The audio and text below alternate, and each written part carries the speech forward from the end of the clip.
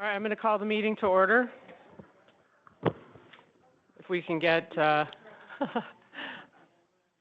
up here.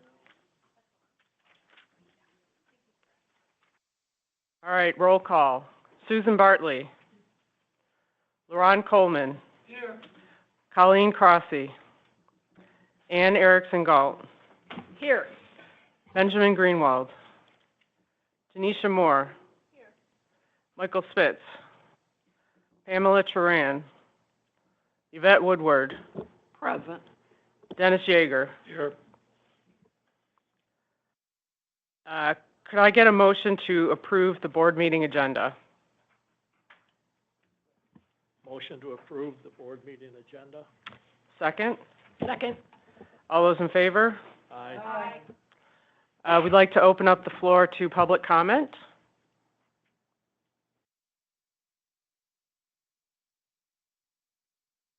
All right.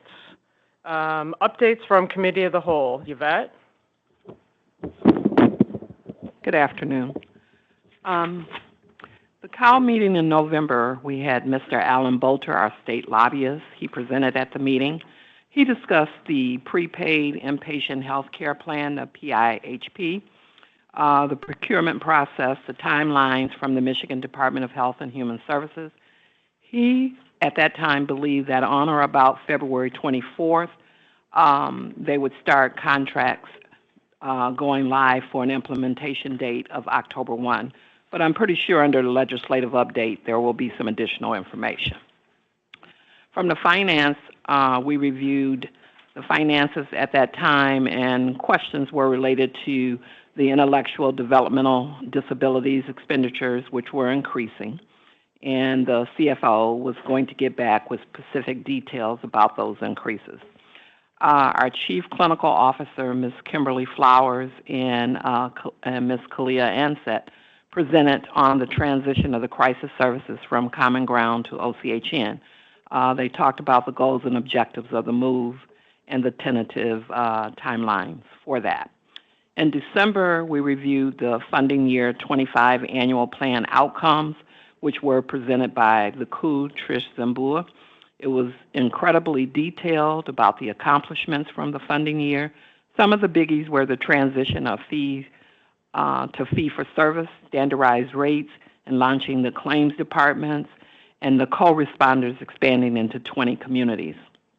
We also had a financial update and reviewed contracts over $100,000 for the 18 support specialists that was ratified with a signing bonus.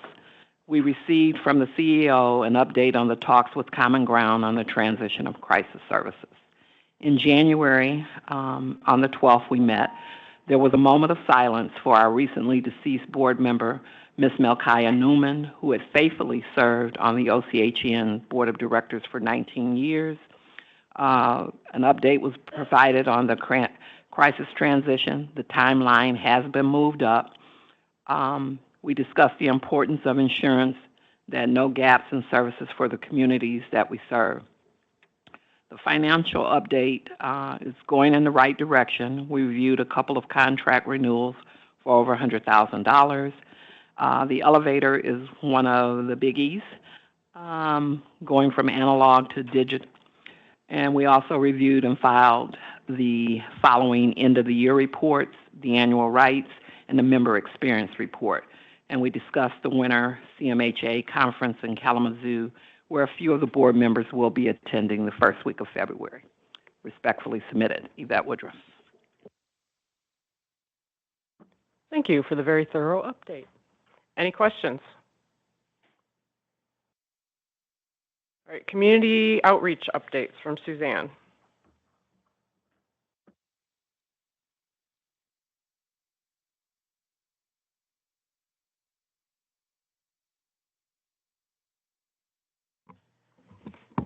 Good afternoon.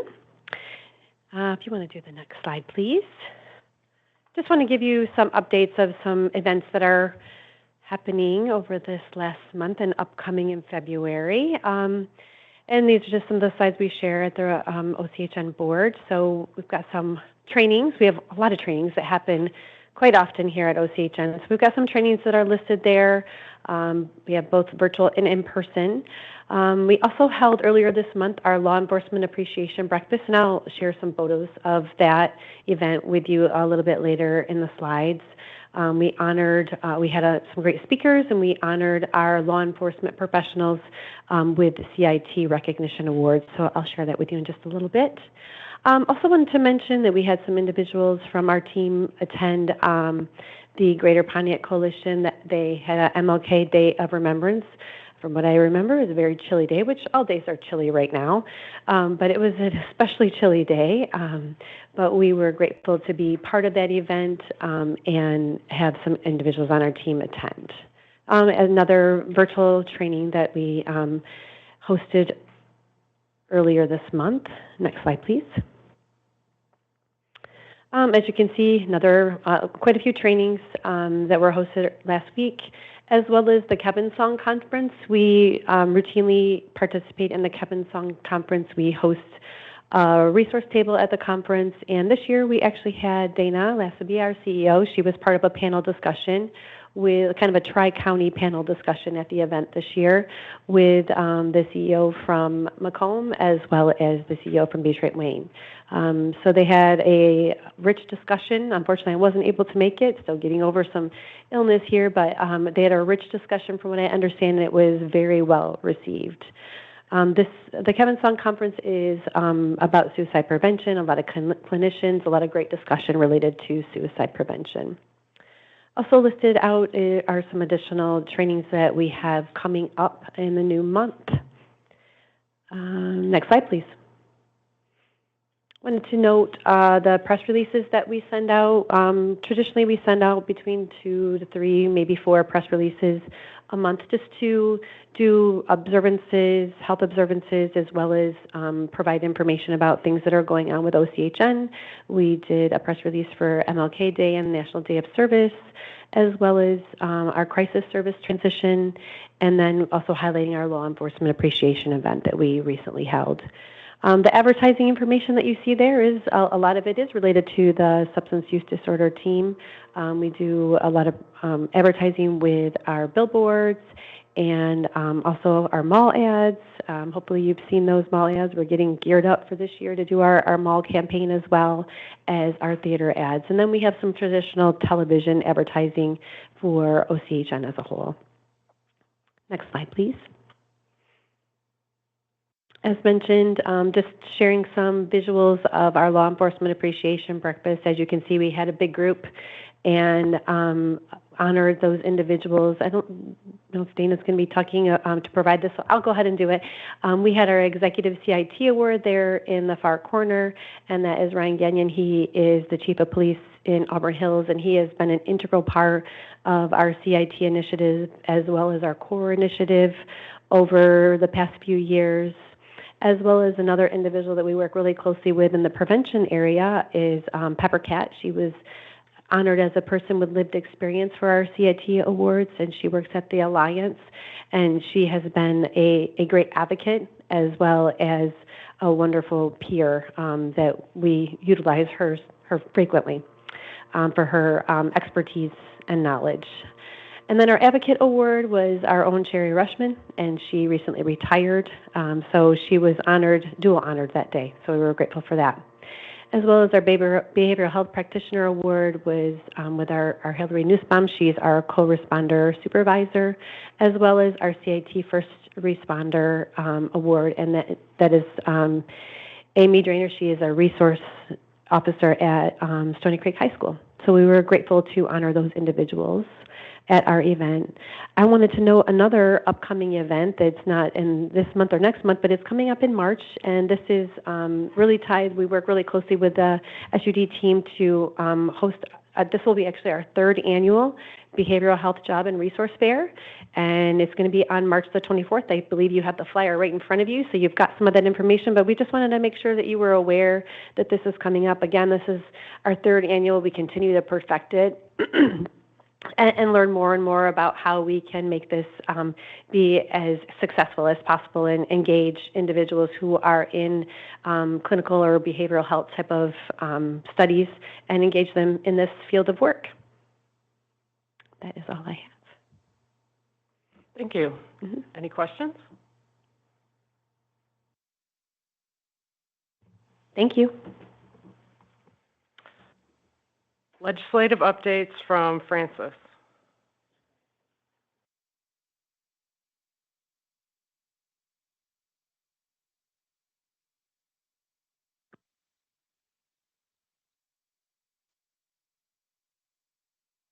Good afternoon. Frances Carley, Deputy Chief of Legislative Affairs and Strategic Initiatives. I have just a couple of updates today, really focusing on the status of the RFP. And what we're hearing so far is really can be best described as a holding pattern. With the judge's ruling January 8th and 9th, he heard some additional testimony and issued an opinion following that. What we're not really hearing very much, basically, right now, except that the judge had some comments that were more favorable to the CMHSP system rather than the PIHP. He is allowing the reduction or the consolidation, I should say, of PIHP regions. Currently there are 10. He's allowing the state to move to 3. So the region that Oakland will fall into is the metro region with Macomb and Wayne counties. That, however, does not necessarily define the number or type or anything else regarding what that means for the PIHPs in the future. That is still very much up in the air. And so with the one thing that was favorable for the CMHSP system is that the CMHSPs, the department was saying in the RFP essentially that you can't delegate any functions, any managed care functions. However, the CMHSPs really for operational purposes really must do some delegation, some level of delegation, or the PIHP must do some level of delegation. And so that is something that's contested. From what I was gathering previously, it seemed like the department was potentially working with some legislators to implement some legislation that would help facilitate the changes that they envision for this RFP.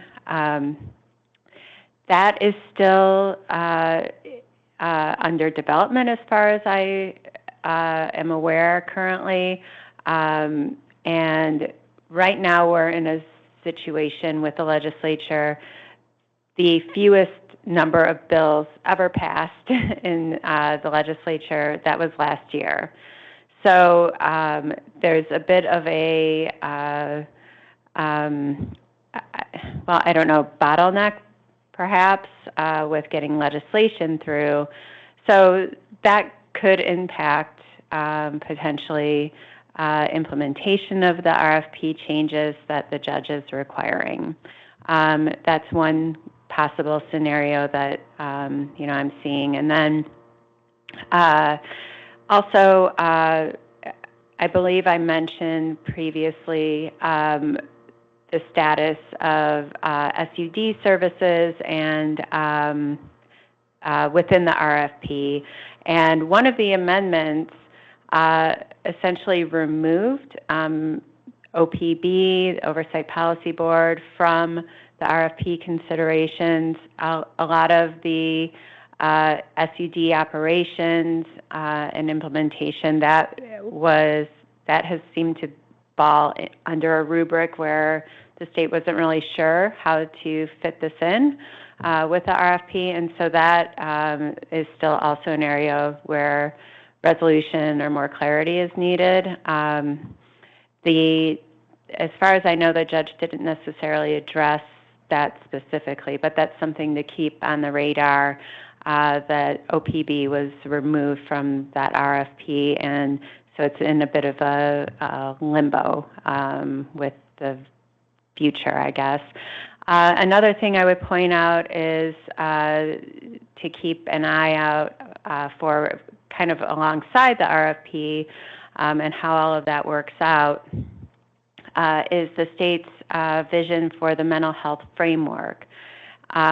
So that is something we've received very limited information over the past year about that. It's been kind of trickling out a little bit here and there, what the plans are, but it does seem to kind of coincide with the idea of moving a lot of services, kind of the lower risk and higher cost services to the health plans, the private health plans, and then potentially having services where there's higher risk, more chronic need, and higher costs with the CMHSP system.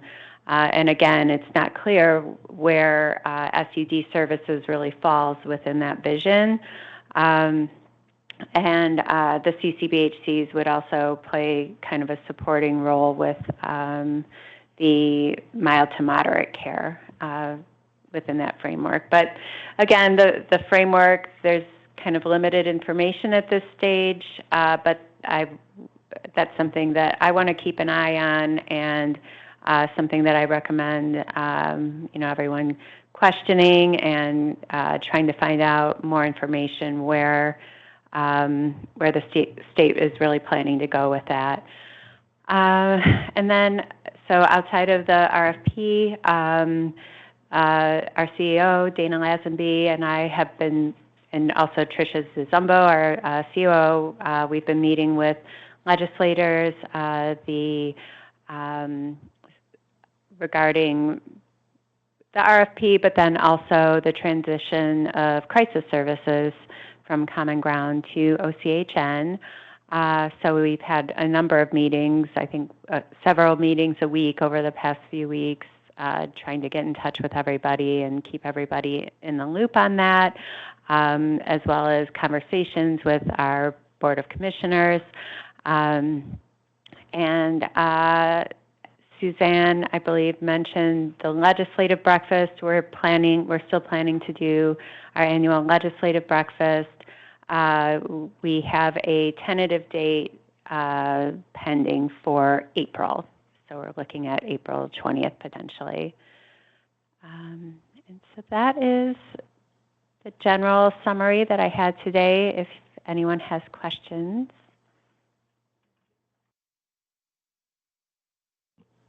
You mentioned something about risk level. Could you tell me a little bit more how they measure that? Well, it's not clear. It's, what we've seen so far about the mental health framework, it's very general information. I think it's been presented, maybe a couple of slides, a couple of very high-level documents so far. And so some of what's being suggested or what was written out was a bit contradictory too. So yeah, the criteria are not defined as far as I have seen. And SUD is not included in their framework at all. So when they're Correct. talking about the mental health framework, SUD isn't even on the table for their discussion of it. Okay, thanks. I had a question. So you mentioned the OPB has been ignored in the discussion so far, or not addressed? Is that what you said? Not addressed in the RFP because it was they didn't have a solution for working it out within the framework that they were putting forth in the RFP. Are they still planning on having PA2 funding? I can't imagine that they would remove the funding. Okay. But none of it is really clear or transparent. Yeah, essentially with the RFP, when they issued it, when it came to the SUD issues, there was the period of questions where all entities who wanted to bid, they could submit their questions. And I think there were well over 300, so the state had to put back out a document of here's all your responses. SUD was heavily asked about by multiple, especially the current PIHP system, saying, what you have listed in here directly conflicts with Michigan law, what's allowed, what's not. When it comes to the Oversight Policy Board, the SUD Oversight Policy Board, that's set in stone with Michigan legislation. They did not take the legislation into account when they wrote the RFP. So when we saw the RFP, we're like, well, how does this work with the Oversight Policy Board? And instead of an answer, they just said, well, we just removed it. So it's all that's why when we say it's all a bit murky and gray, it is all a bit murky and gray. Okay, that's what I thought, that it was part of the legislation already. Okay. Any other questions? All right, thank you. Thank you. Crisis update with Tricia and Dana.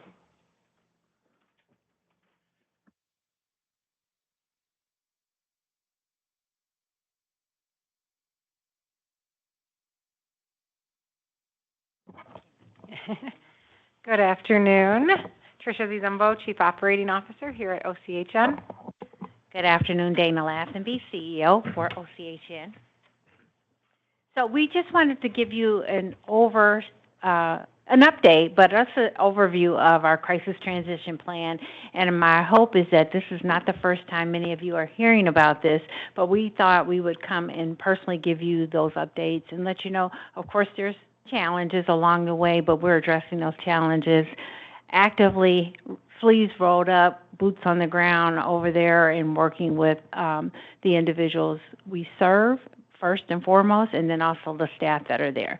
So the coordination, of course, and delivery of 24/7 crisis services includes access, mobile crisis, and mobile response, stabilization services, and residential services. So if you've known and you're familiar with the organization, for years we've been building what we consider is a full crisis continuum service system. And we've worked around it for many years because the original goals many years ago was to enhance our access and enhance our crisis services and improve those crisis services. So we've done that in a number of ways by working with co-responders, which you're all familiar with, our crisis intervention team training with law enforcement partners, critical incident stress management. Our team here internally is trained in providing those services after a tragedy, and we've been called on more times than we would like to be called on, but we're happy that we're able to provide that support to the community. And it started a lot with the Oxford response, but then it really expanded to other things in other areas. So we find ourselves helping the community in ways that we never really thought about, but it includes those tragedies and those traumatic events that have occurred in our community, even with some things that have occurred with Oakland County law enforcement officers, first responders, fire department, and other officials who work in the capacity of serving others. Our hospital liaisons have, and just last week at Kevin's Song, I heard from one of our community partners how much they appreciate our hospital liaisons who are available to work with our hospitals partners when someone is in their emergency department and there are barriers to getting that person moved in a timely manner. Our hospital liaisons are available to help support the individual, but also work with the team at the hospital to remove those barriers and get the person moved to the next level of care. Also, our school mental health navigators as well as our veterans navigators. So we've been working around the direct service piece in terms of working directly at Common Ground, but now it's time, or the Resource and Crisis Center. We're all changing our language, but we've been working around it and building up our system around it. And now it's really time to improve direct crisis services. So next slide, please. You know, the big goal here, and you can see the slide and what we're trying to do, someone to contact, someone to respond, a safe place to go, and someone to follow up. And that's the critical piece. The critical piece in which we're trying to enhance is really very basically, honestly, is customer service. so that when someone shows up or calls or is in need, we're responding to that need, and we're doing it in a way that the person knows it's okay to ask for help. And so that's critical, but also the coordination of care is much better when we can do it from the standpoint of making sure people are fully engaged and that we follow up anytime we touch that individual or the family who's reaching out to us for service, that we're able to follow up and make sure that they're engaged in the services and supports that they need. And a great example of that is our co-responders that are doing that now when they encounter someone with the law enforcement community that needs help. And they're able to reach out to them and make sure that even if they're not ready at the time, that whenever they're ready, that we're ready to help them and support them. Next slide, please. So the purpose of the transition for adult crisis services, and Trish may have to help me with this because I don't have my eyes for this little print. There we go. Better coordination of crisis services across our county. Honestly, better coordination of care, faster response times, and thank you, streamline referrals, making sure that people get the right service and support when they're ready. We know it takes a lot of courage to ask for help or to go somewhere, to go somewhere and be welcomed or supported when you enter into the Resource and Crisis Center. That's really our goal, making sure that people get the help that they need, and no reason is a bad reason. We're still going to connect those people as quickly as possible. Enhanced follow-up, I talked about that already with our crisis care, and then understanding the whole resource of diversion. So if you don't need inpatient stay and there's another level of care that you need, making sure that that level of care is available, and if not, then really looking at, okay, so we don't have that available, what's the next best thing? And often it's a higher level of care. And so making sure that we are educating the community about the options for care and support. So giving more choice, stronger accountability and oversight. Definitely want to make sure that the timelines are met appropriately and that people are getting where they should be engaged as quickly as possible. And the other big thing is making sure that no one is turned away. No one is told to call the back of their insurance card and things of that nature that we have heard has happened in the past. And then also our partnership with the law enforcement community, making sure that they're able to use that resource in Crisis Center as a true resource and get back to their work in the community. Unified experience from individuals in crisis. So we want to make sure it's on, like I said, on the full continuum. Somebody's always stepping up or stepping down in care. And then align with statewide crisis delivery system. And we are probably at this point in time the only community mental health program that is not directly providing those crisis services. So we're moving in alignment with that. And then it's also a better way to make sure that the money goes directly to those supports and services. Next slide. You want to take that one? Okay. All right, so I'm going to cover a little bit about how we got here for this transition. So this started with our strategic plan and our annual plan, which we've presented here to this board before, where we start every year with our needs assessment, and also that will be coming out again soon for this year, where we hold community forums to get feedback. We present to our larger OCHN board, as well as we give updates to this board and the Board of Commissioners. Next slide, please. And our timeline of discussion with our current adult crisis provider. So we began those meetings the end of May in 2025 to discuss this change to begin in fiscal year 26 with completion and implementation in fiscal year 27. We have sent them official notice. We have gone back and forth with some of those meetings. There were some break in those meetings, and we did re-engage to come up with some timelines. And as of 2 weeks ago, they did let us know that they were not able to provide services throughout the timeline and that they would be ending on February 13th. We've also gotten some updates that it may be sooner than that, in the last 24 to 48 hours. So our team has been activating our contingency plan so that we can assume those services immediately when needed. Next slide. So our initial timeline was to use all of fiscal year 26 to provide a phased approach in this, and that we would do this collaboratively with our provider. At this point, we are continuing to move forward, and we'll assume those services in a much more expedited fashion. Next slide. And so what will transfer? I know a lot of questions we get is it everything with the current provider? And so we fund approximately, I think it's about 48%. And so everything that will be at the Resource and Crisis Center, so that's 1200 North Telegraph, 32E, everything will remain at that location. For the person walking in, we don't want to see anything change, only improve. The person sitting behind that desk will just be an employee of a different agency. It could be the very same person, just employed by OCHN. So that walk-in, that front desk, the crisis assessment and facilitation will transfer and transition. A mobile crisis service. So right now there's not a mobile crisis team that is up and running. So as soon as we take over these services, that is high on our priority list to have a full and robust mobile crisis team to complement the services that Dana had already mentioned that we do. Our crisis helpline.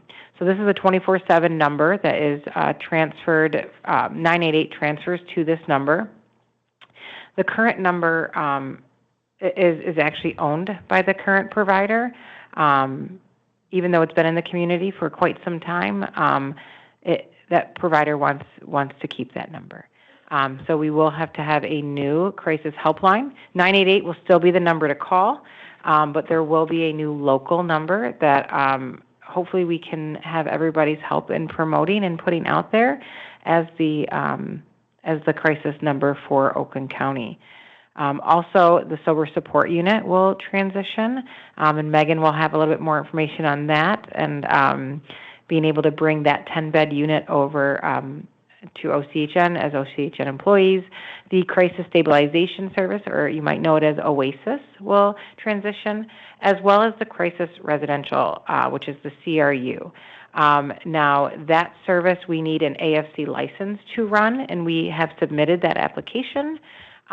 So while that will transition and we will oversee that service, we may not be able to operate as soon as the transition happens, but we do have contingency plans where we can have people receive that level or higher level of care during that interim with some of our partner organizations we've been working with. Next slide, please. So the experience and staffing that we have. So as we mentioned in the first slide, OCHN is the state-sanctioned crisis provider, meaning we are designated by MDHHS and contracted directly with MDHHS to provide and oversee crisis services in Oakland County. We will have, obviously, oversee that direct and indirect, I'm seeing now I can't read up there. Our team has direct and indirect experience. So the team leading this, including Dana and myself, but we have an army of people behind us, including Megan. And even just at the executive leadership team, I think we counted about 100 years of experience, which is hard when we're not that old, that we have in leading this team. But our directors are very well versed. The team that we have hired, bringing over staff at the current provider, bring a wealth of experience with us. And so we can go to the next slide. While the team is completing some comprehensive training, ensuring that safety is at the forefront of our mind during this transition. And so I'll turn it over to Dana to talk about financial and community impact. Thank you. Of course, there are costs that will be incurred with training. Do you have a question? Oh, I'm sorry. I'm sorry. It's just so many questions as you go along. I just had to get in there. All right. So I know that you said that you had a thing that said, how did we get here? I'm wondering, it seems to me, like I'm a social worker, and it seems to me that everything happens due to budget cuts or or something like that. So was that an impact, or, I mean, did that happen along the way, or? Actually, no. Actually, really, it is about having a better crisis system. So there's, of course, an investment you have to make into making such a change, but also our goal is really to make it as budget neutral as possible. So if you think about the administrative cost, it is included in paying a vendor to do the services. There is a reduction of that administrative cost when we provide those services directly. So that is one thing that we're working towards, is making sure we're making smart decisions with our funding. And just in general, and I think at a federal level, you're seeing a lot of programs and services at risk for discontinued funding or funding that's cut abruptly. So whenever we look at that, we look at our priority population, and it's probably not the best word, but our priority population includes those individuals who are on Medicaid, who have a serious mental illness, a child with a serious emotional disorder, and I hate that description, substance use disorder, and someone in crisis.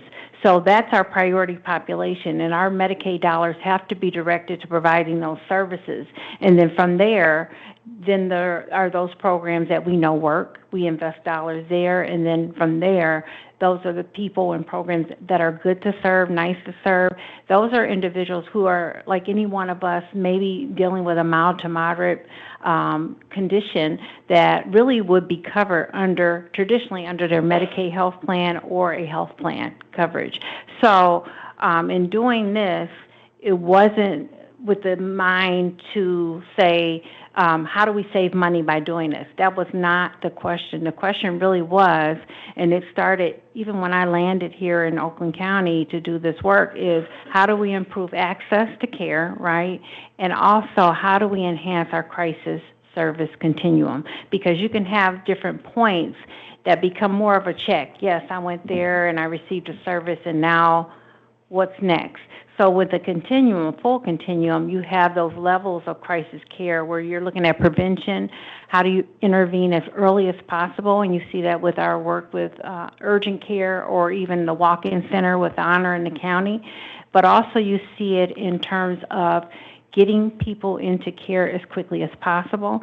And it's not an effective tool to use when the hospital emergency departments are used as crisis centers for people who are having a mental health or a psychiatric crisis. And so if there's not a health care condition that is the primary reason, it's great to have an urgent care. It's great to have a crisis center where people can go and immediately get the treatment, service, and support that they need. Often what they call in the emergency departments are their housing. They're holding people until they can send them to the next level of care. So we want to make sure that we are eliminating some of that undue burden on our emergency departments and actually providing those services and the supports in a way that, okay, I have an urgent need. I need to be seen today, right? Or I'm in crisis. I need to be seen as soon as possible. Or I'm interested in getting some help for my problem. So routinely, I can call the Access Center and find somewhere to go and somebody to talk to. So in doing this from, I guess, the Oxford incident, those are the things that you discovered along the way that need to be addressed? You know, I think even before then, I'll tell you, when we were coming out of the pandemic, we had, and Adam Hamilton remembers this very well because we worked very closely together with the county exec's office, the ARPA dollars. We said, what can we do for students? We know they're coming back to school. A lot of them loved being at home, but a lot of kids missed being at school and the socialization that goes to school. And we also saw people in recovery having some struggles, right? And so we knew that with our students, they were going to need some support. So what would that look like? How could we link them to services? So we developed the school mental health navigators. And honestly, when we first presented it to the Board of Commissioners, there was a little bit of, well, not a little bit, there were a lot of questions. And shortly after, when Oxford happened, they called us back and said, let's do this. Let's figure out how we can support our families that are struggling with mental health due to the pandemic and now due to this tragedy that has occurred in our community. Okay, thank you. And then Sure. the term front of the house, is that just the reception, or what is that? That's the screening area. That's Screening the walk-in and screening area. I mean, we've talked about that a few times. In some meetings, people have been offended, but other meetings, we know, and we do need to do a better job of describing what the front of the house is. It's really where people are welcome, where people are screened, and then the triage process would occur. So I always envision it in the medical arena as red light, green light, yellow light, right? So if you're red, you're in crisis. You need to be seen immediately. If you're yellow, urgent, you need to be taken care of as quickly as possible. And then green, it's like, okay, I have some time to work and try to really figure out what it is that you want in terms of care and service and supports. Thanks. Okay, let's save the rest of the questions till Okay. when, Because I can go guys on are and done. on, so I apologize. I'll move That's fast. fine. So financial impact, hopefully I answered a lot of those questions. Yes. And then we got a lot of stakeholder feedback and communication during this whole process. As Trish said, we'll engage in that very shortly in our next needs assessment. And just listening to our feedback from our law enforcement officers, or I even have had board members that reached out to me when somebody is stuck, when they say, hey, I referred them to this program and nothing happened, or they were turned away. So we really wanted to respond to that need appropriately. And the communication plan, one of our other board members has really reinforced with us the need to communicate with all of our stakeholders, schools, universities, faith-based community, to let them know, because we all know common ground. We don't really know the resource and crisis center. So we really need to communicate to people that the services will still be provided at that location, but also services are also available within our community. So next slide. You want to do this, or you want me to do it? It doesn't matter. So just overall, kind of bringing us all back together, we are extremely committed to providing timely, compassionate, high-quality care. We want to ensure that when people come into our resource and crisis center, we know that sometimes they're probably coming in on maybe the worst day, and we want to make sure that they are greeted and cared for properly. We want to support people throughout their entire journey. We want to strengthen a lot of our partnerships. So even through this transition and even with the expedited timeline, the partnerships we've been able to be engaged in and even, I guess, re-engaged with some of them have really strengthened in this time, that our partners have really rose to support the community so that we don't see any gaps in crisis service. And in addition with that, really expanding our direct service. So as most of you know, because I know you all took your training, I'll be on the agenda for that later, the difference of OCHN as a CMH, right? We are expanding our direct service capacity so that we can provide, we see these gaps within our network, and we're here to fill those gaps and make sure that people are able to get the treatment they need, when they need it, where they need it at. If I could just add one more thing. I think that's the critical piece of our job really is to make sure there are no gaps in services and that people get services in a timely fashion. And so we're not competing with our network of providers, and I want to make that very clear. We're enhancing, because sadly, over the last few years, we've seen the increased need and demand for services and supports, and we want to have a full array of services and support, and we want to be able to meet the need by managing capacity better. Some of our providers would love to take additional people, but they don't have the workforce, or they are working on building that workforce. And we also know, even with mobile crisis teams, that is very difficult to staff. But we know with our success with the core responders that we've been able to grow that program, and who would think that you would have individuals so committed that they would want to ride along with the law enforcement community and be accepted and really have some good outcomes for people. So we're very committed in that, and we're open to questions. And again, if there's ideas out there or concerns, we want to hear about them, because this is really building a system that is engaging the people who utilize the system, right? And so it's hard to sit back somewhere and build something for somebody and don't ever ask them what it is that needs to improve or what's working well and how do we duplicate it. And I can tell you, our SUD director is on fire, and she would have had a lot of this done maybe last October when we first initiated this. We were like, okay, wait. But we're very committed to this, and we want to make sure that we're successful. And even though the timelines have changed, we have a strong team who has contingency plans in place, and we're exercising those plans. So we want to assure you that we're committed to this, and we're going to be doing some late hours. Thank you. Any questions? You turn your mic on. The provider that couldn't finish the whole term, what was that due to, or? That, are you saying the contract? Are you asking about the contract term, or what are you asking? I'm not sure. The contract term. So the provider that we currently use, Common Ground, has a month-to-month contract currently. Oh, I didn't know.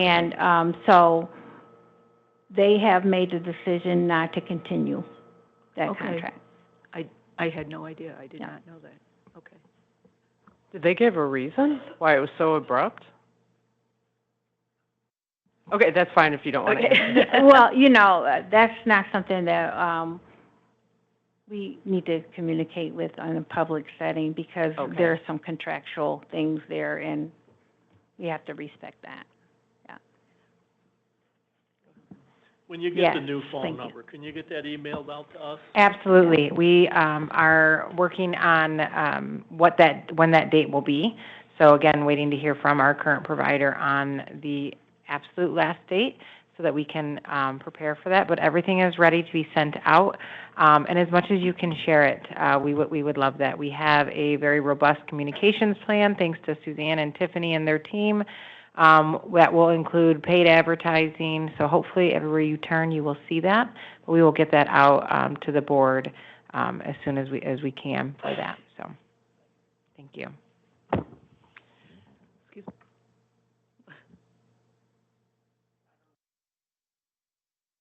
What's the new name, please? I'm thinking about all of the name changes that I've seen over the past 20 years, and I'm imagining people calling it Common Ground for the next 15 years or so.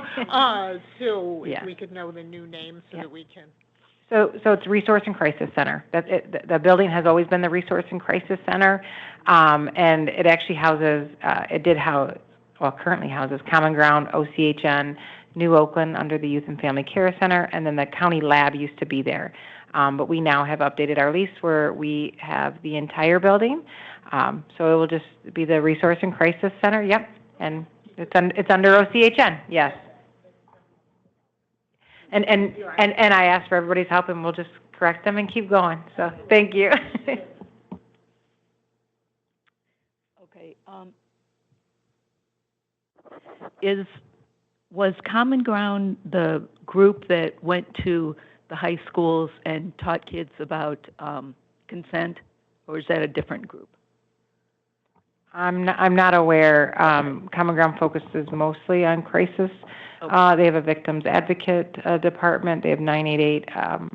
I don't know of them doing any education on consent. Okay. So maybe it was like a women's crisis, something. Okay. All right. Sure. I have a question. So I heard about emergency services and also law enforcement, but do the Resource and Crisis Center provide any other transportation for people who are in crisis that are at locations that they may not have access to emergency service or police, like, being at a treatment center where transportation may be limited? But we may have a person there who has severe mental health that needs services, and sometimes that can be challenging. Yep, absolutely. We do have contracts We have an ambulance contract so that we can contract those services, and we're working on additional contracts as well for transportation. All right, anything else? Wonderful, thank you very much. All right, Director's report from Megan. Yes, hello, good afternoon, everyone, and thank you, Dana and Trish. And yes, I approach everything with a fire. Trish says I'm passionate. That's how she describes me. So for our SSU update, obviously as Trish and Dana went over with the transition, and I had touched on it before at our last meeting as well, the Sober Support Unit will go from being underneath Common Ground as the contracted provider to moving underneath OCHN. The SSU will essentially in our org chart, it will fall directly underneath myself, and so I'll be overseeing that. With what we are looking like right now, we have done the hiring for all of the staff there. We have brought on the current vendor in there. Most of their staff, when we did the postings, most of their staff, current staff applied for it. So we hired about 80% of their current SSU staff. And currently my only open positions, our staffing, we're at about 85%, 90% in terms of our staffing for that unit. I have one part-time peer position open and then just 4 contingent positions. Those contingent positions are just when somebody calls off, takes PTO, that's what the contingent fills in for. But in terms for our everyday staffing, we are fully staffed and ready to go. As Tricia said, the date of February 13th was the plan. And again, we are hearing that, and we are expecting that it's going to be sooner. Should that occur, we do have a contingency plan in place for the Sober Support Unit, the services, even if we need to enact our contingency plans, the services will never stop. The staff there, they might not be able to be there in the short term while they onboard with us here at OCHN, but we have a plan where those services will not stop, and it should take us no more than 72 hours to fully come back in with everyone onboarded under OCHN and resume those essentially in-person services. So if we do need to enact that, people would still come directly to the RCC and they would still be serviced for the SSU and receive that service and be sent out. Anything more that we get, I know Trish or Dana will put that out as needed. Currently right now for an update for our treatment network. I don't dare say the Q word right now, so I'm not going to because that will jinx us. But right now is a very mellow time for treatment. We are doing our clinical and contractual audits right now. That's really the focus of where staff time is going. The other big piece we are working on for our treatment network right now is our ACM4 rollout. So the ACM4, and forgive me, I don't know the exact date, which the American Society of Addiction Medicine, that is what in our clinical world for SUD that we kind of say, that's what drives our services. It's our length of services. It determines severity of a person's need. It determines how much treatment they need, how often they need it. So recently, within probably about the last year, the ASAM book, that is what drives all of this, it was the ASAM 3. It was updated to the ASAM 4.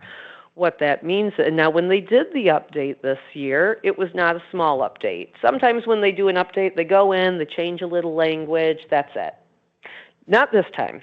It is a huge overhaul they did. They completely changed levels of care. They changed the order of levels of care. It's a lot. It is a huge undertaking. So what we are doing right now, literally in January and February right now, we are training our provider network on the ASAM4. We have paid for the trainings. I believe we have a training this week. We had a training last week. Is this 3 or 4? We have one more to go? One starts tomorrow, and then we still have one more and 2 more? Yeah. So we're doing a total of 4 two-day trainings to make sure that our entire network, all the clinicians, everyone who needs it can get up to speed. There is a lot more that goes into this rollout. We have been very clear in communicating with our network that this is going to be messy, which is very unfortunate. It's not how we would choose to do it, but nothing is changing at the same time, and we don't have control over a lot of things that are changing. The providers are required by the state when they do an assessment, they have to use the ASAM continuum assessment. We have no control over when they change from ASAM 3 to ASAM 4. So I am the only thing I can control is our EHR changes that we need to make. So our team is working to try to make sure that our changes coincide with the continuum rollout, because that assessment is the driving force for the person's level of care. So when that change is made is when we plan to make the changes in our EHR system, and then there's still back-end cleanup things that need to be done. So it will be messy, but we are doing, and I think our providers do appreciate, we're being very transparent, telling them the exact steps we're doing and the order we're doing them. And I will say the state's giving grace on it, and they are saying, we understand this is messy. We know it as well. This is a transition year. We're not coming out. We're not auditing. We're not looking at anything. So that is a big part of what we will spend a part of this year doing. And then lastly, I want to be able to share that Miss Hillary Ball, she is online today. Hillary Ball, she is our SUD manager. Next Friday will be Hillary's last day, so we are very sad to see her go. She is going to depart us, and she's not leaving to go to another organization. She's going to go and be a stay-at-home mom. And so yay for her that she gets to be with her baby and do that. So we are sad to lose her. So I want to say a big thank you to Hillary for the years that you've given us and the time you've given us, and we're going to certainly fill your void. And so thank you very much for everything you've done. And yes, so thank you, Hillary. And in that same breath, I am able to announce that we do have a new SUD manager that we have named, and that is Miss Anna Jessup. Anna, as you know, she is a clinical analyst on the SUD team. Gosh, Anna, I don't have your bio memorized, but she has been with OCHN for many years. She's our women's specialty coordinator. Her and Sherry Cook, who is our lead clinical analyst, those are our 2 SUD staff that really interface with our providers the most. They do the audits. They're the ones that have really helped ensure we have strong relationships, not only strong relationships, strong and positive relationships with our SUD providers. And so Anna's been a huge part of that for her work, and so we're very excited that she is going to be the SUD manager. I promised her I would roll her into it slowly, but that didn't happen. But I promise it'll get better. A big welcome to Anna in her role. So welcome to that, Anna. All right, and with that, any questions? I have a question regarding the ASAM 4 training. Would that possibly be one of the trainings available to us via our training platform? For Docebo, so I think it would be good. I think we can try to look into something. The trainings that we're giving our providers, hold on, forgive me, sorry. The trainings we're doing with the ASAM 4, we had to contract out that service to Train for Change company. And so we pay them a fee. They come in, they do the trainings, where it is 40 people per training. But I can't remember offhand if our training platform has something specific for ASAM in there. I should know, but I look at Trish to say, Trish, do we have something for ASAM? Some of those live trainings are not in Docebo because not all of our providers yet have access to Docebo. Only certain populations do right now. But once we get to the point where it is open to all providers, we would be housing all of our trainings there. So short answer, no, to that, but I would leave it up to Megan to send out the link to register, and dependent on, because I know we have some that are very specific to providers only, and then we have some that are open to everybody. Yes, right now it's very specific to our SUD provider network because they are the ones that need it in order to do their job, to continue to do the SUD services. Big picture-wise, when it comes to ACAM and the trainings, I think we can, for ACAM 3, for example, ACAM 3, they had that edition around for a very long time.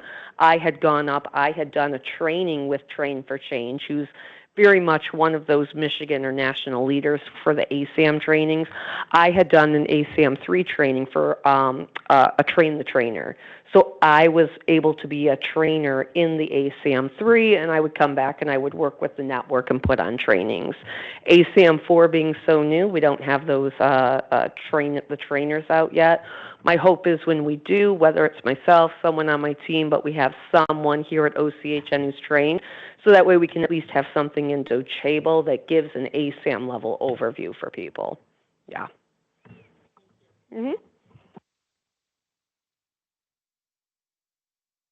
All right, thank you, Megan. Prevention updates with Nancy.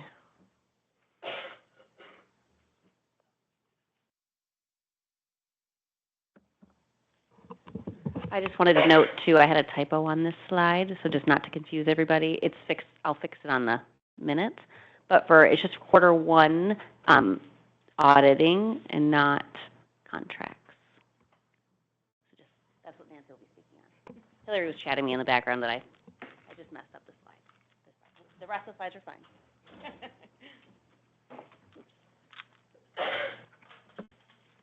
Hello, I'm Nancy Dolan. I am the SUD Prevention Coordinator here at OCHN, and just going to talk about a couple of updates that we have. Actually, let's go to that next one. So we have a SINAR score for anybody that doesn't know what SINAR is. It was named after Mike Sinar. He's a congressman. He sponsored an amendment in 1992, and the sole purpose of it was to reduce the number of underage sales of tobacco. We have done youth inspections, and I'll kind of go into what that is. Every year, the state of Michigan sends out assigns, basically, retail locations to have a person underage go into these retail establishments. They go with a chaperone, an adult chaperone, and they attempt to purchase tobacco products or vapes or any of that stuff. And then we have to put on a list. It's called the master retail list. The name of the retail establishment, whether or not there was a consummated sale, and whether or not the place actually was provided with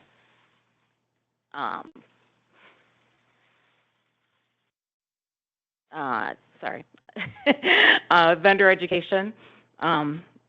So we do that every year. Every 3 years, they do a coverage study, which is basically a total of the whole state's performance for both the coverage study and for our Region 8 study, or not study, Region 8 inspections.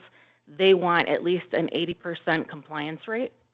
For fiscal year 25, we had a 83.5, sorry, compliance rate for the state, and for,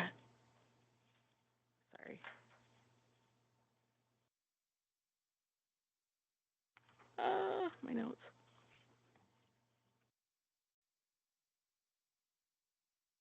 For our compliance rate for fiscal year 25, Region 8 had an 82.5.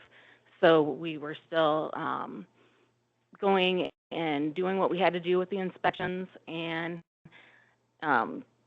we made sure that we fell above that 80% compliance or higher that's required for establishments for us to receive the Substance Use Prevention, Treatment, and Recovery Block Grant Award. So we will still be able to be getting that.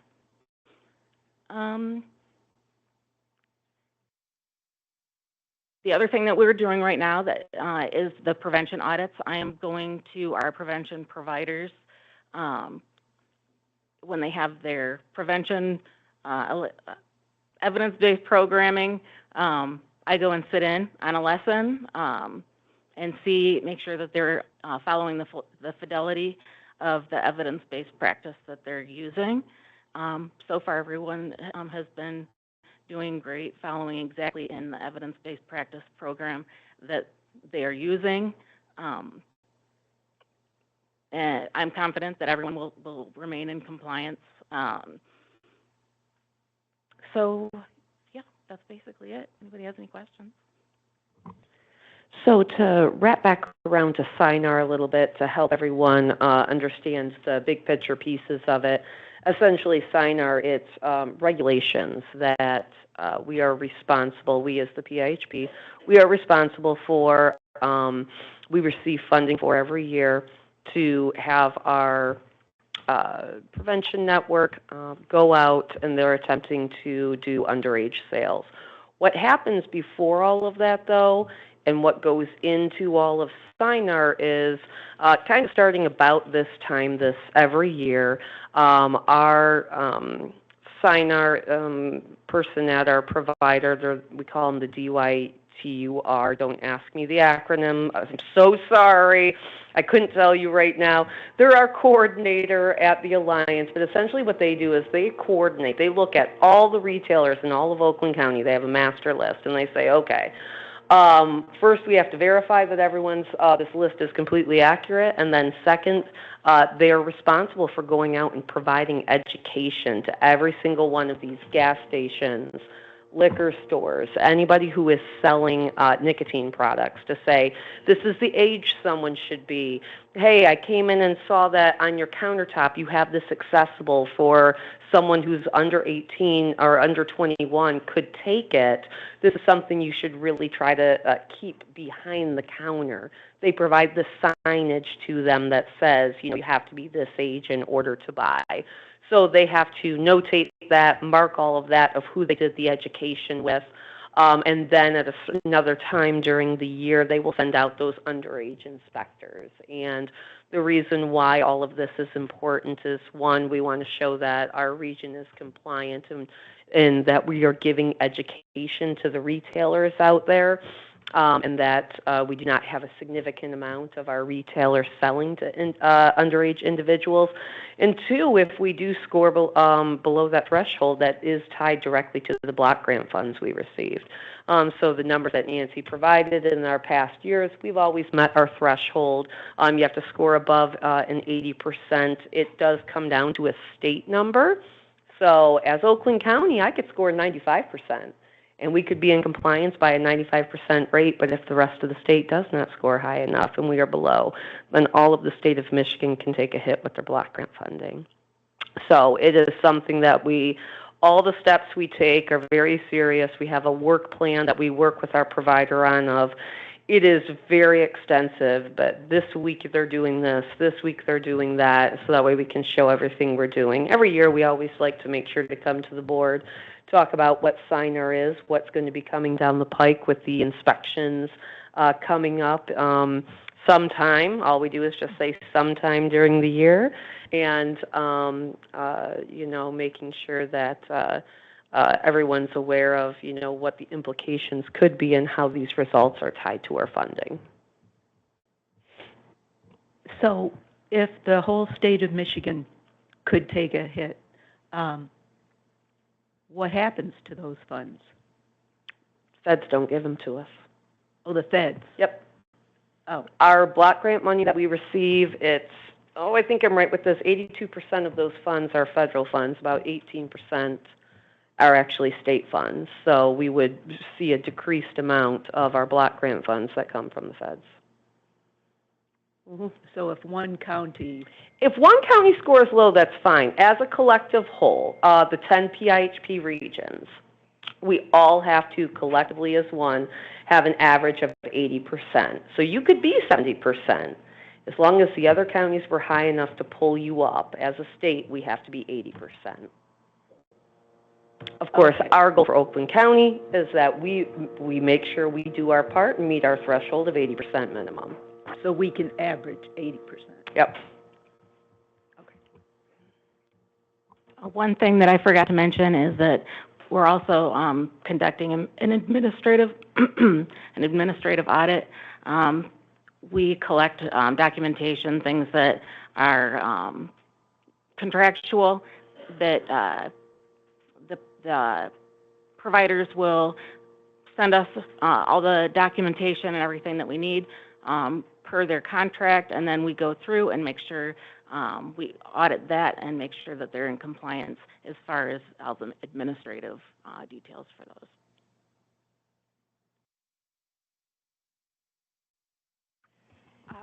So I understand that that is specific to nicotine and tobacco products. Are there any similar programs for alcohol or cannabis? Not underneath the PIHP system. I know, for example, the local, forgive me, I'm under the weather. I almost said law departments, and I'm like, that's not what I want to say.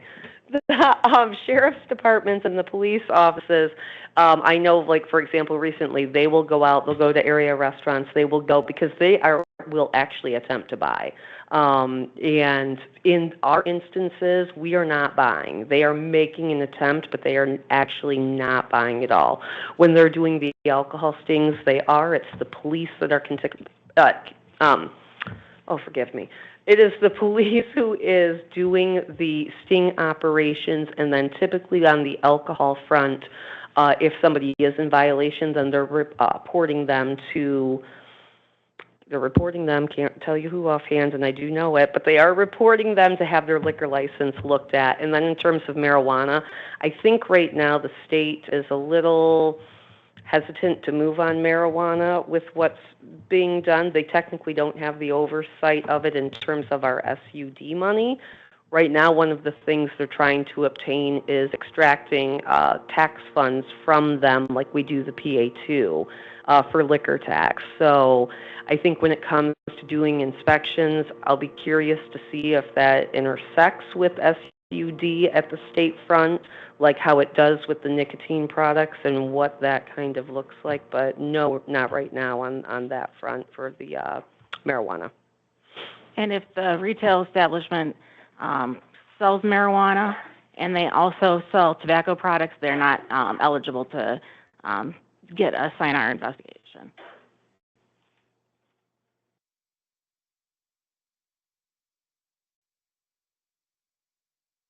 What percentage of the vendors do you actually try and purchase from? Is there a certain percentage? Well, the state of Michigan chose 433 different retail outlets, and we were the ones that fell under Region 8. Okay. I don't know that I have the number. There is. I just can't recall offhand because there is. I will find it out for you. I just can't for the life of me. Yeah, I thought it was a small number. Mm-hmm. It was like 5 or 10%. I want to say, because they do different ages of people that go out.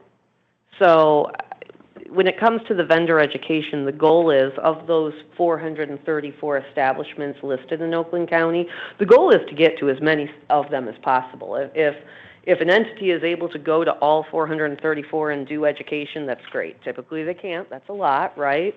But when it comes to buying, they do have a threshold. I just can't recall it offhand, so forgive me. I'll find that. Thank you. All right, thank you very much. Data review from Anna.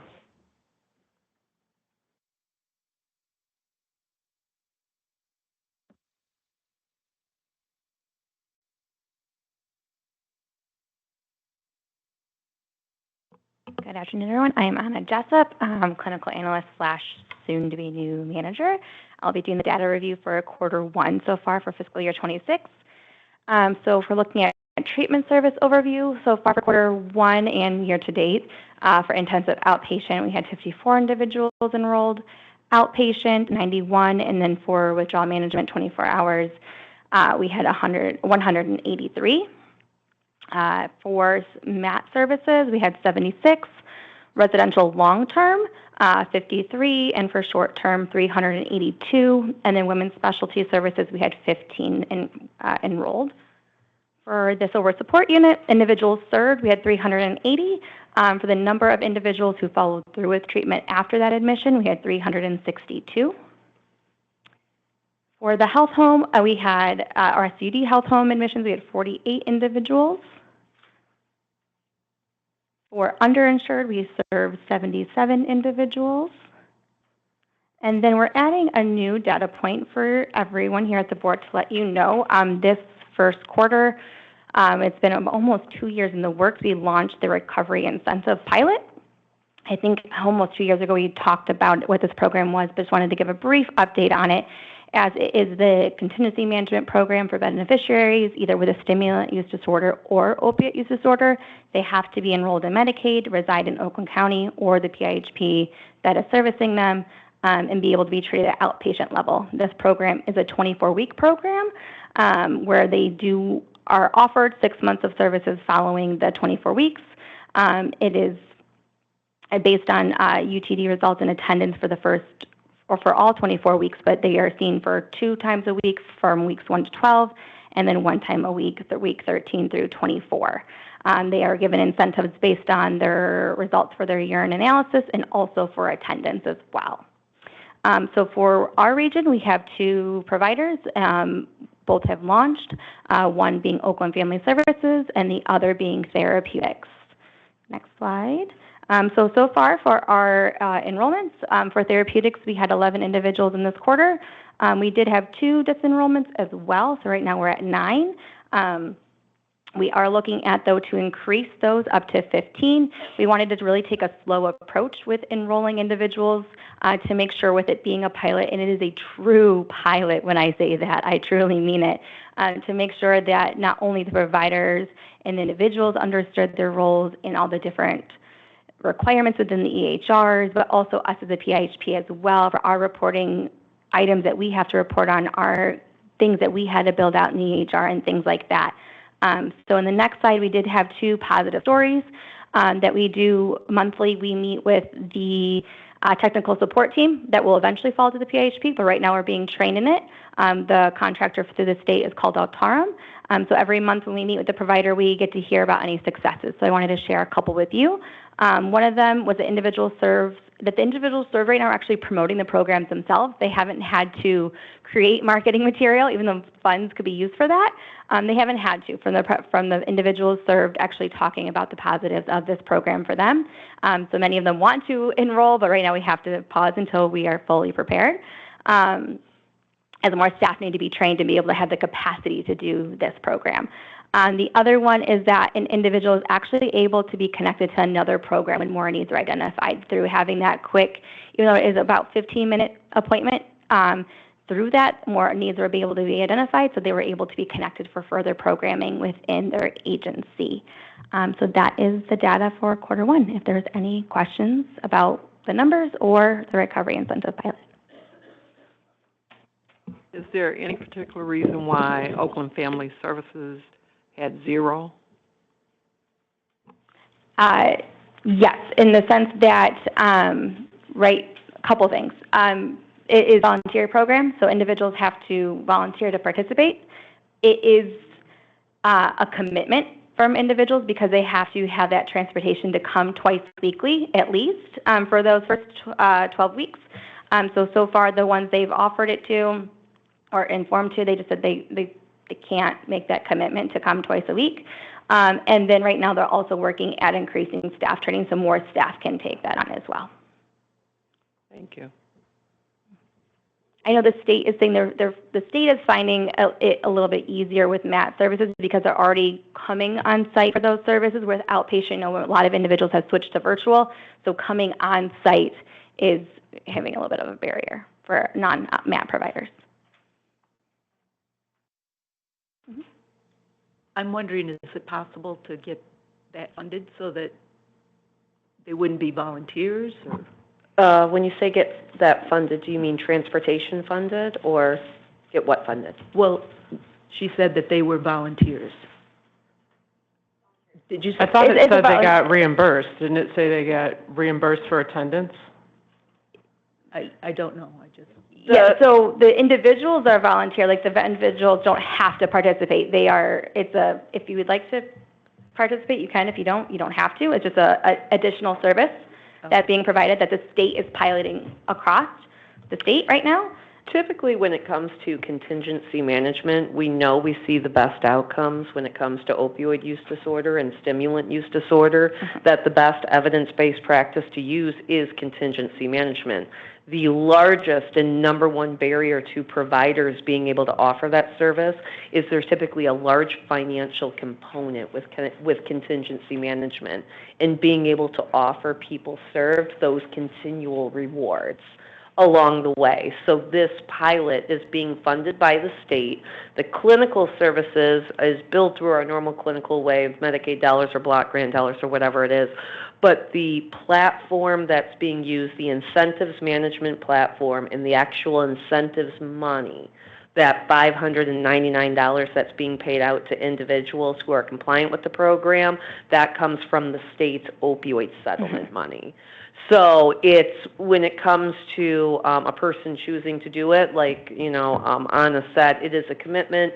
You have to be able to come in twice a week, give drug screens, in order to, you know, receive that incentives and reward. And I think depending on where people can be in their stage of change, some people might not be ready enough to say, I'm willing to come in, I want to be drug tested that much, and especially maybe if they're struggling, they might say, not yet, not for me. The attendance incentive is there, but it's not always strong enough to bring them in. Any other questions? I also saw that page 22, the number of uninsured, it seems it's 77, and that seems like, and that's just in the first quarter? Mm-hmm. That seems like yikes. In what, yikes, in good, the big number or small number? No, I think last year, and I can't remember our ending year last year, but I'm going to venture to say offhand, and if you'll look into the number when you go back to your seat, I'm going to guess we ended last fiscal year probably around 350, 400. So, and that's for, you know, we have 4 quarters in the year. Yeah. 3 quarters in the year. We have quarters in the year. So, or thank you. I'm like, how many quarters? Listen, that's not, I don't math. I'm so sorry, folks. I'm clinical. Oh, I'm sure you. I don't. This is why we call it Megan math around here, okay? No, I will have, Anna can take a look at what we ended with last year, but typically every year, I think we end somewhere in the 300s. We have done a cost analysis of what that means, what's our dollar amount. It's usually, and you would think it's probably higher, but usually we're around somewhere around 200,000 for our underinsured. That's for the entire year, which is, to me, pretty low when you think about what the ability we have, you know, to help people. You know, when we look at and we talk about we're concerned about cuts, I'm looking at big ticket programs and saying, you know, where are we spending a lot of money? What do those outcomes look like? Obviously, I look at underinsured and I say, well, how much are we spending? In my opinion, I don't think it's a really high number. And you know, unless we came down to a have to, that's not going to save us, in my opinion, in terms of when we're looking at making cuts. Okay.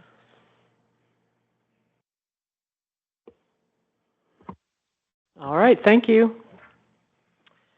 Quarterly Kara's coming up here. Hillary put something in the chat for the SINAR number. I was going to say, I didn't see yet, but I did pull the fiscal year 25 report. What did Hillary put in there? She said it's at least 50% of the retailers in the region are covered within a 3-year period, and it's divided up during each year. Yep. So for SINAR last year, and I think of what we're going to see on the average, last year it was 41, which sounds about right when we have about 430 some is on our master retailer list. If they have to be covered every year, you cut that into a third. So what? Listen, we're not going to Megan math it. We cut that into a third, and then about 50%. So our 40 number, I think, is pretty spot on. I think every year we could see it range, maybe 45, 38, but yeah. Thank you, Kara. Or Hillary. Quarterly financial update with Ken. I don't think Ken was joining us today, but Richard is. I don't see Richard. Sorry to disappoint. Oh, okay. So just a couple quick points. So again, as we discussed last quarter, we will be doing a look back. And so for our report today, we're actually looking at the fourth quarter of fiscal year 2025. So that's July, August, and September of 2025. The advantage to us at this point is that we're so far after the end of the fiscal year that these numbers really should not move from this point until the end of our audit. That being said, we are finalizing our audit prep process, so that will be done in this week. And then we will have final reporting that's due to the state on February 28th, or because February 28th is a weekend, it will be the next Monday after that. And then we'll start our audit process. So we will have all of that done in the month of March this year. So I say that to say I don't expect these numbers to change, but it is possible that they could change as we go through those final audit processes. Also, as I mentioned last quarter, we are looking at some new format for how the finance reports will be done on a going forward basis. So the first 4 slides that we'll talk about is kind of the historical format, so that that should be familiar. And then we'll talk about the last 2 slides, kind of the new format that I'm going to propose. Not looking for specifically approval to move to that new format today. Want to give the OPB an opportunity to kind of review that. So that means next quarter, which will be the first quarter for 2026, we will also bring both the old format and the new format, so you can see what that looks like. And then we can discuss if the new format is meeting all of the needs of the board. So we can look at that. So with that being said, jump into our preliminary results for 2025 fourth quarter. So on that first slide there, you'll see that for our general fund and our block grant women's specialty services, we're projected at about $3.3 million and about $500,000 respectively. Medicaid and Medicaid women's specialty at about 3.7 and about 160,000 respectively. Healthy Michigan and women's specialty about 6.7 and 140,000 respectively. Prevention just under 1.1 million, SOAR about 850,000, and then PA2 collections of about 5.2 million. So those are highlights on the revenue side. Total revenue for the end of the fourth quarter, again year-to-date fourth quarter, $22.3 million. Next slide, we're looking at the expenditures, again, for the projections ending fourth quarter. So general fund and block grant, about $4.2 million and about 23,000 for women's specialty. Medicaid, about $3.6 million and just under 200,000 for women's specialty. Healthy Michigan, about just under 8.6 million, about 62,000 for women's specialty. Prevention, we're spending all of our prevention funding, so just under 1.1 million. Spending all of the SOAR funding of about 850,000. And then we are projecting to spend just under our receipts for PA2, about 4.9 million. Total expenditure projections, 24.2 million. Next slide shows the difference or the change. So again, these numbers, as we talked about last quarter, are the difference between revenue and expense by category. So again, in that block grant general fund, we are showing that we did spend all of that and some, which is not uncommon when we look at other PIHPs across the state of Michigan. The Medicaid, we spent just about all of the Medicaid funding, so about a very small, couple $1,000 surplus that we showed there. And then on the Healthy Michigan plan side, we are showing that we overspent the funding received for Healthy Michigan SUD funds by about $1.8 million.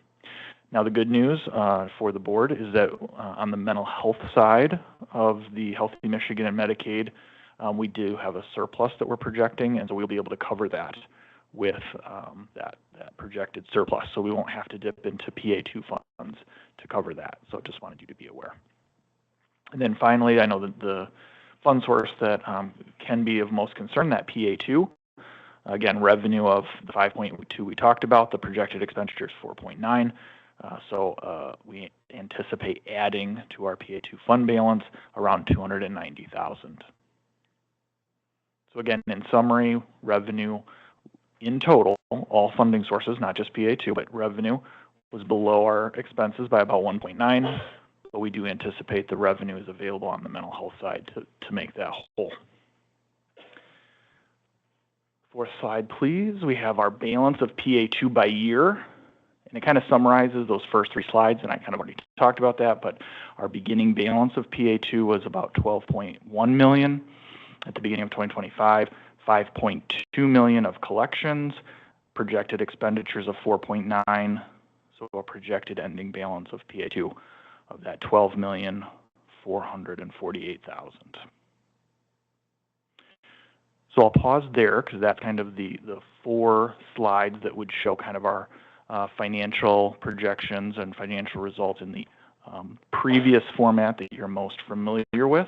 So if there are questions, we can talk about those, and then I can talk really quickly about the new format and why we're proposing that we would start presenting in the new format going forward.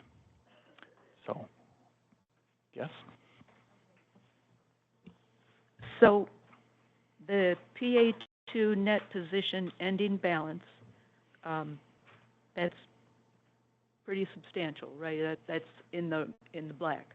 That's correct. Okay. So that's carried forward? Also correct, yep. We have that available to use in the next year, yep. Okay, because I don't want us to get in the use it or lose it. Nope, that does not apply to our PA2 funding. We get to keep the PA2, yep. Okay, all right, great. And I shouldn't assume anything, that's why I'm saying, so some of these Medicaid things that were in the red, we just have to wait until next year's funding to get out of the red, or? Yeah, great question. So as I mentioned, so what's nice at this point in the year, the SUD funding really has kind of settled down. We don't expect really any more activity on the SUD side of the house. On the mental health side of the house, we are doing our final accruals, we're doing our final audit prep so that we can get those numbers to stop moving on the mental health side.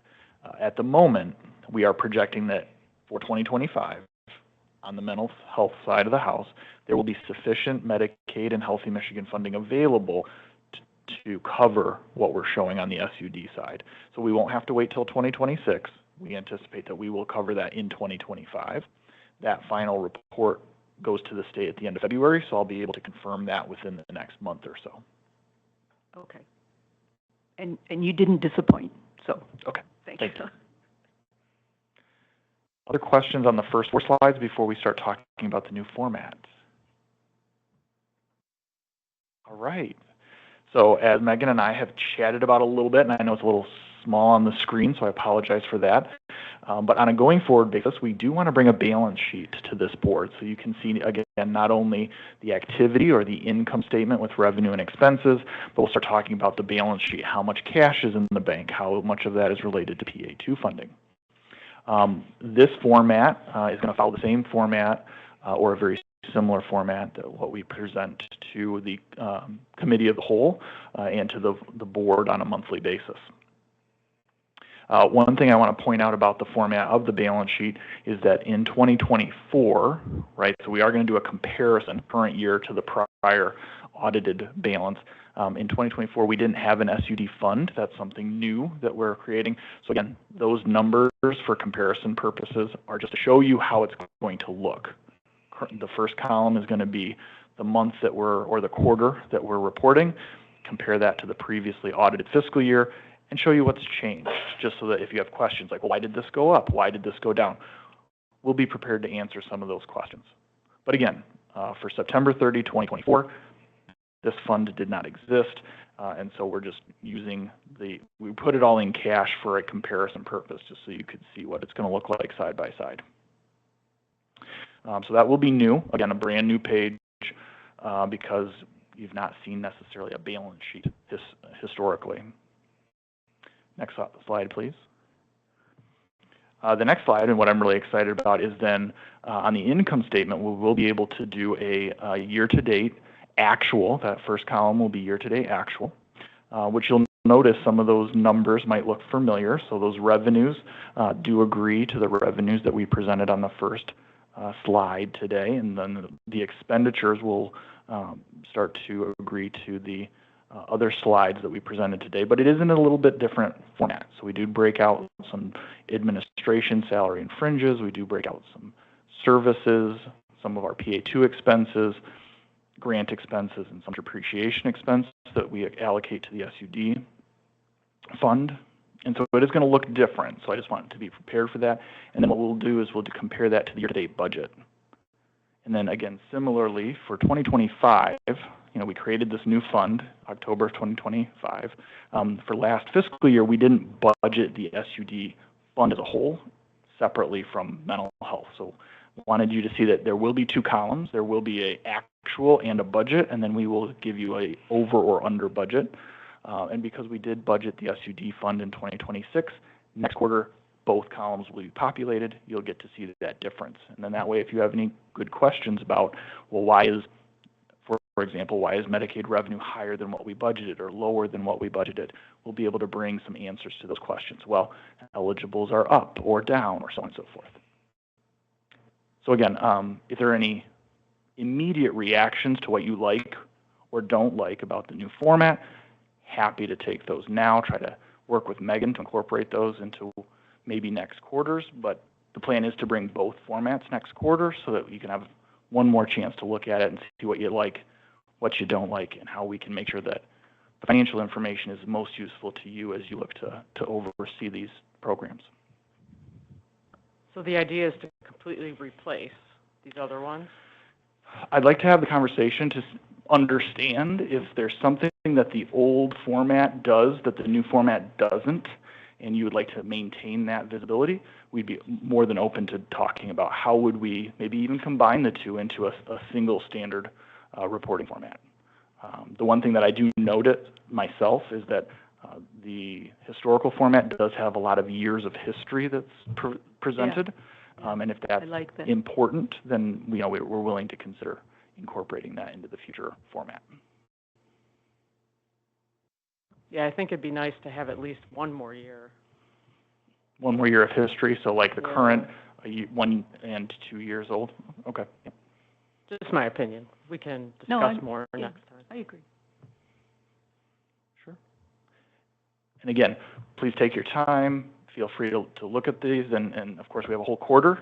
Megan, I'm sure, is more than happy to take any thoughts, and we can collaborate and make sure that we bring something back next quarter that hopefully meets most, if not all, of the needs of the board. All right, any other questions or comments?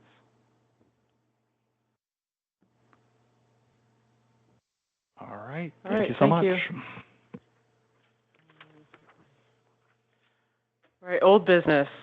We have one open board position. So if you know of someone receiving treatment services from the faith community, interested in supporting mental health, please direct them to the website to apply. All right, Tricia. Oh, sorry.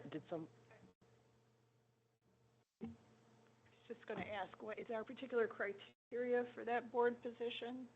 No, there's not. It's, you apply and then we would approve the person. Yeah, and almost everybody who applies is accepted. We like having a full board.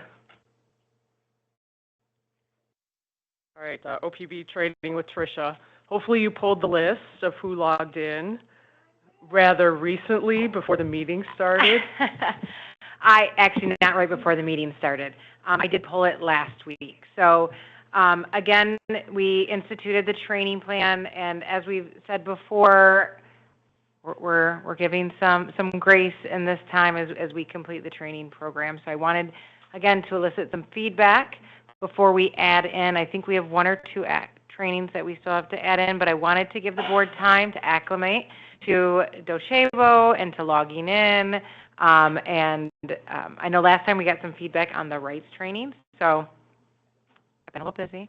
But we are going to get on the editing and changing of that rights training so it's not so word heavy. I tell everybody, post February 13th is I'm circling back to everything after that. But wanted to get the board input in, or if you are having trouble logging in, I can make sure one of our training team connects with you to make sure that you can get in.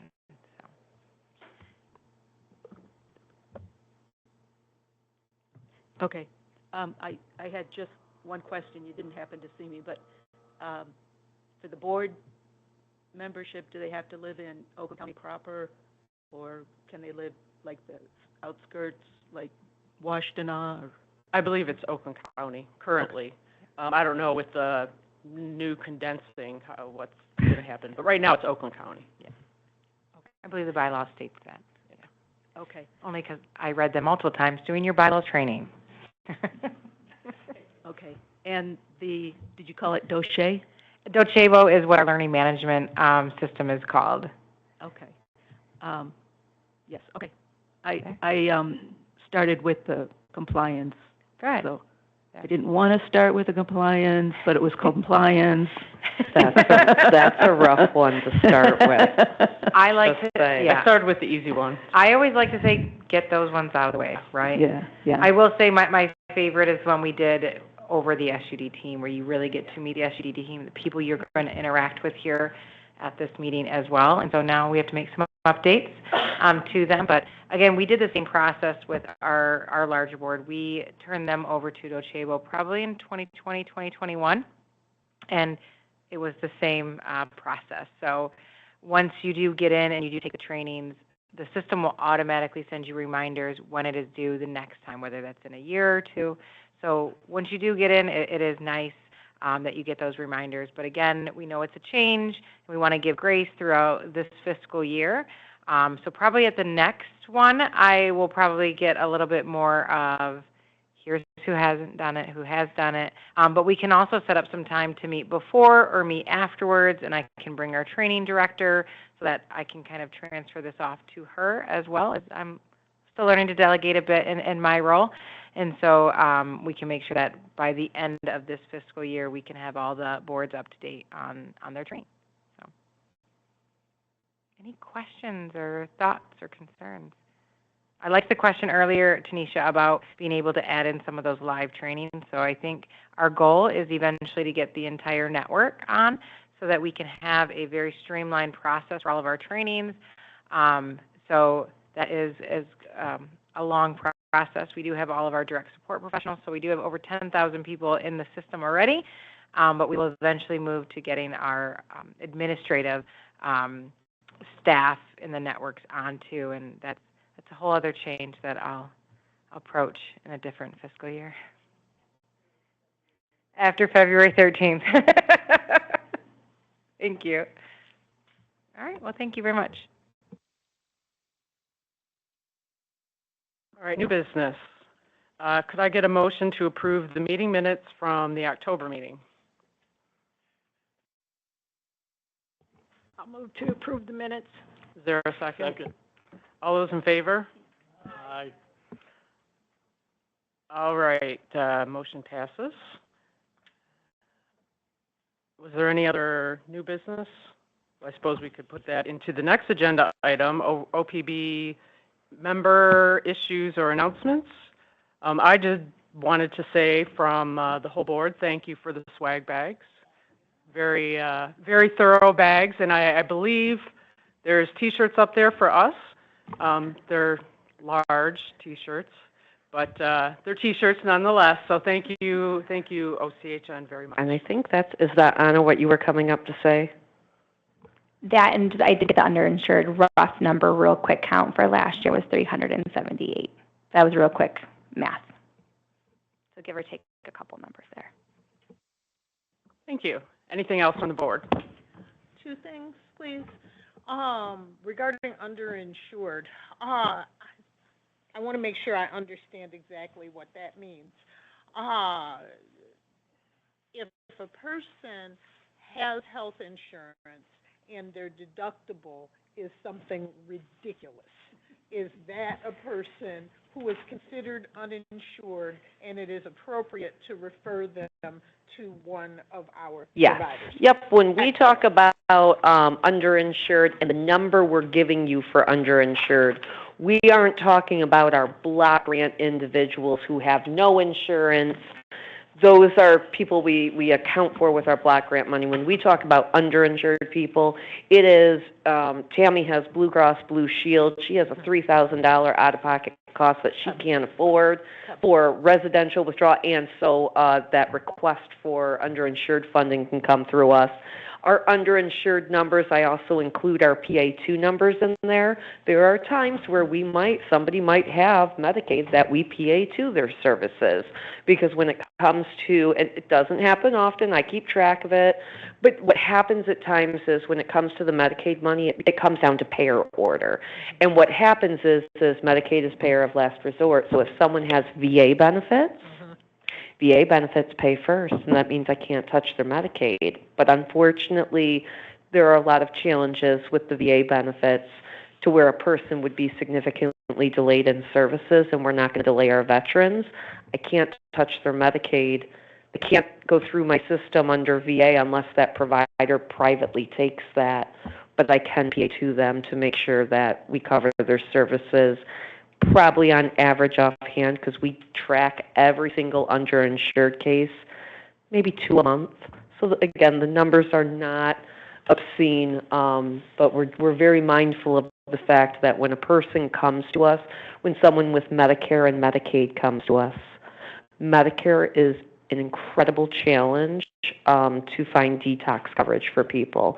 And when they are sitting in front of us, we do our due diligence. We will try for half the day. We will have them work with our RISE Center case manager to get Medicare on the phone, to call those Medicare detox providers that we know of, but 9 times out of 10, they might have a Medicare Advantage plan. Brighton doesn't take Medicare Advantage plan. They might have straight Medicare. Well, this place doesn't take it.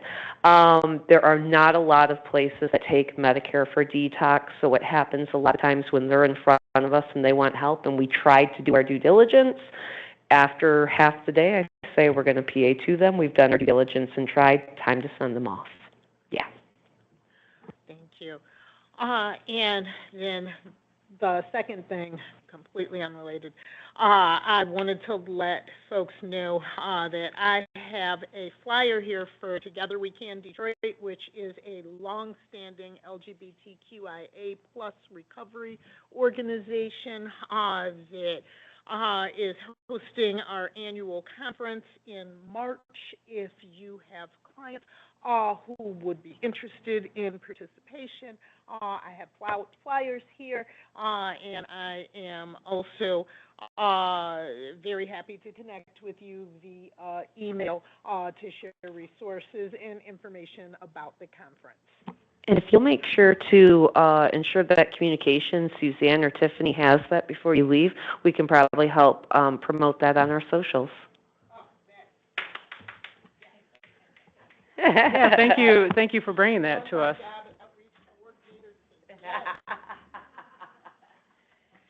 And just really quickly, thank you, Kelly. I was the responsible one who was supposed to bring up the swag bags, and I completely forgot when I was talking. So, yes, the swag bags we had talked about last time, things that we do for our recovery celebration. So a lot of this is what we did for our last recovery celebration. Our upcoming I'm not allowed to talk about a recovery celebration this year, I'm told, but don't worry. Don't worry. That's because we're finalizing contracts. So when I come back in April, I will get to tell you guys what we're doing, and because it is so big and it's so great. So, but I'm not allowed to talk about it until we sign the contract. But it is, buckle up, okay? Everyone, buckle up. All right, anything else from the board? I told you I couldn't behave.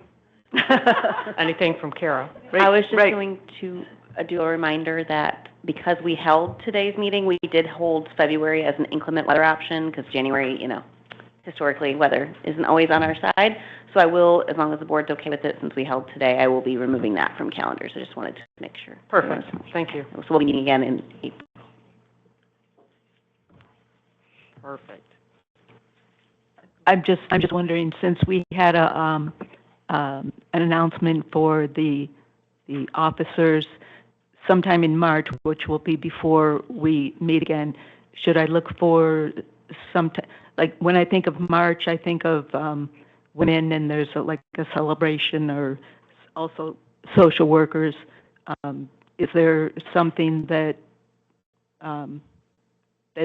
is done here in March for social workers, women? I don't know about March. I know Suzanne can take a look at our upcoming events of what we have. If we have any, I don't know if we have a Social Work Awareness Month or anything like that, but she can certainly take a look and put that out. Is there something particular that you're aware of that we just might not be on our radar, right?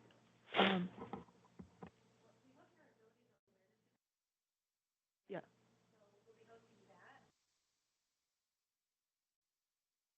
Okay. Okay. All right. Well, I like keeping in track of certain events, like monthly events, awareness. I like to do that.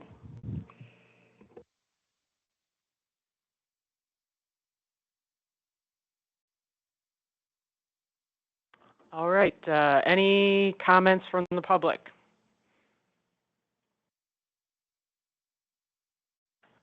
All right. Could I get a motion to adjourn? Second? All those in favor? Those opposed? Nobody? Motion adjourned. Passes.